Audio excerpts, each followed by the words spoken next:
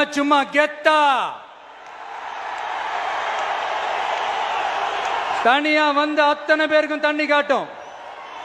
எப்ப எதிலையும் தன்னோட தனித்தன்மையை இழக்கவே இழக்காது. Yes, a lion is always a lion.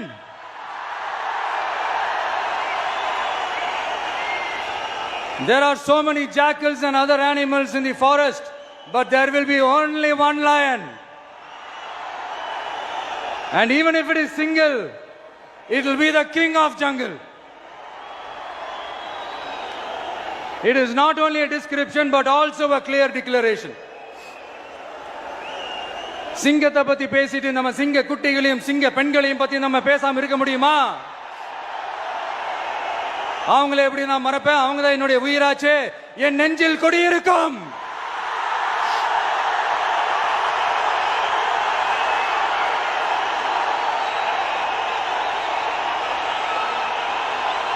என்னுடைய தோழர்களுக்கும் தோழிகளுக்கும்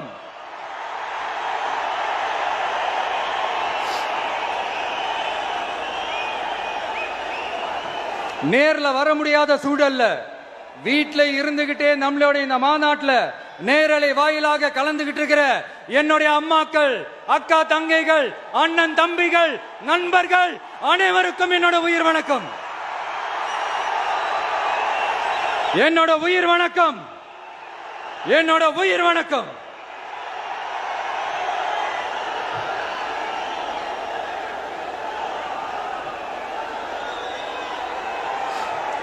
வீரம் விளையும் மாமதுரை மண்ணை வணங்குகிறேன்.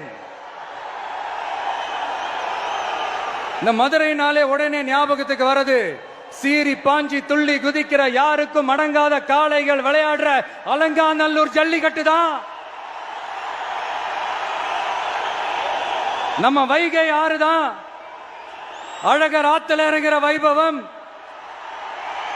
மதுரை மீனாட்சி அம்மன். இந்த மண்ணோட உண்மையான குணம் உணர்வு பூர்வமான மண் இது.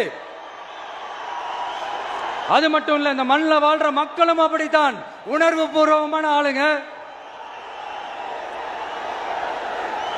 நான் இந்த மண்ணில் கால் எடுத்து வச்ச உடனே ஒரே ஒருத்தரை பத்தி தான் மனசுக்குள்ள ஓடிக்கிட்டே இருந்தது. அவர் யாருன்னு உங்களுக்கும் தெரிஞ்சிருக்கும்.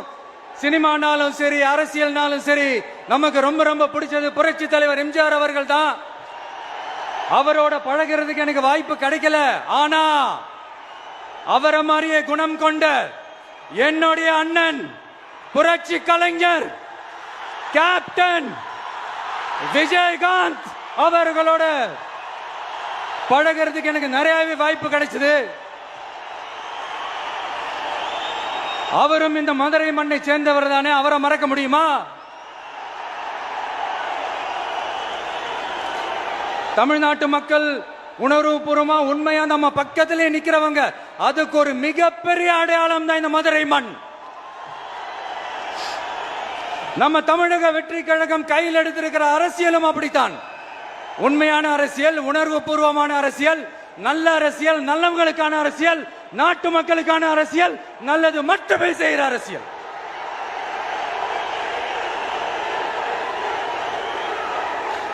இதோ நம்மளுடைய இந்த இரண்டாவது மாநில மாநாடு வாகை சூடும் வரலாறு திரும்புகிறது.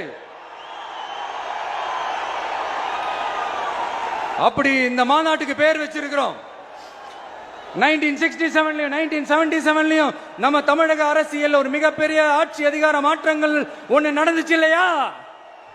அதே மாதிரிதான் அடுத்த வருஷம் 2026ல அப்படி ஒரு வரலாறு திரும்ப போகுதுன்னு உறுதியா சொல்றதுக்கான மாநாடு தான் நம்மளோட இந்த இரண்டாவது மாநில மாநாடு.